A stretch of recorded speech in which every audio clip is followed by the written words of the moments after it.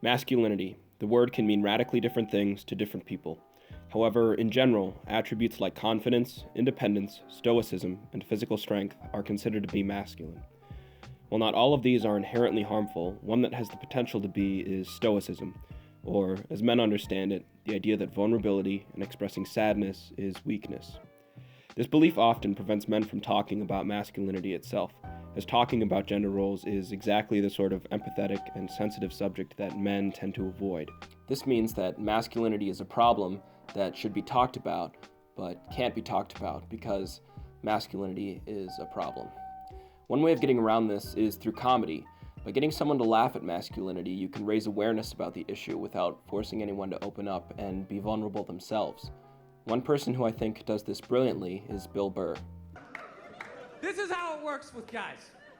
Anytime you do anything remotely sensitive, heartwarming, anything that's gonna make you more of a loving, caring individual, immediately all your guy friends suggest that maybe, just maybe, you wanna suck a dick. Oh, it's brutal.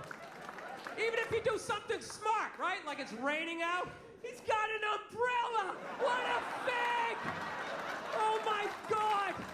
What, are you afraid of the water? Put your shoulders up, you fucking homo! What Burr is talking about here is how men enforce masculinity.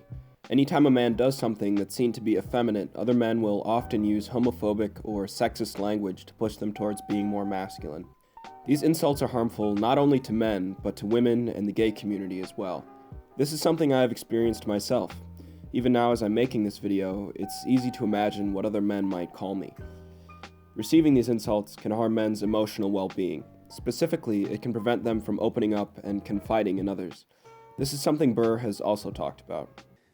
Started going back to therapy again. I just can't do therapy. I try. I start telling my stories. I just start fucking laughing. And then the therapist is always looking at me like, you know, and I'm like, come on, man, it's kind of funny, right? Like, no, it's really horrific.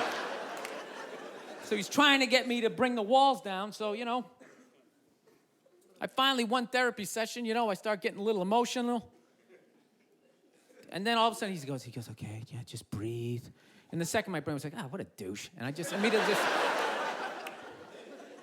I just hate him, though. Just the walls just came back up again, you know?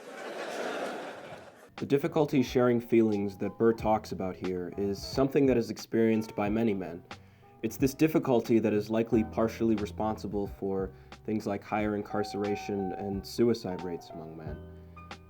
And masculine ideals have been making a comeback recently, with things like neo-masculinity, the alt-right, and, of course, Trump. So, I think it's more important than ever to try to have a deeper understanding of what drives men, and to take steps, like through comedy, to help men understand too.